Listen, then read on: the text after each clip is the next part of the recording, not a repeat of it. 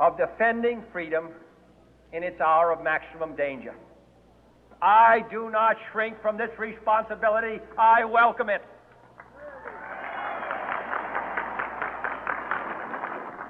I do not believe that any of us would exchange places with any other people or any other generation. The energy, the faith, the devotion which we bring to this endeavor will light our country and all who serve it.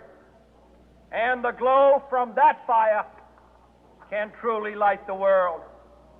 And so, my fellow Americans, ask not what your country can do for you. Ask what you can do for your country.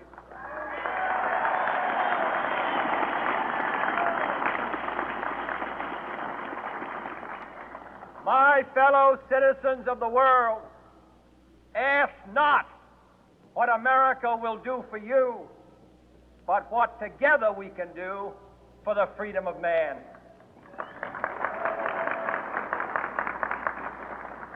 Finally, whether you are citizens of America or citizens of the world, ask of us here the same high standards of strength and sacrifice which we ask of you.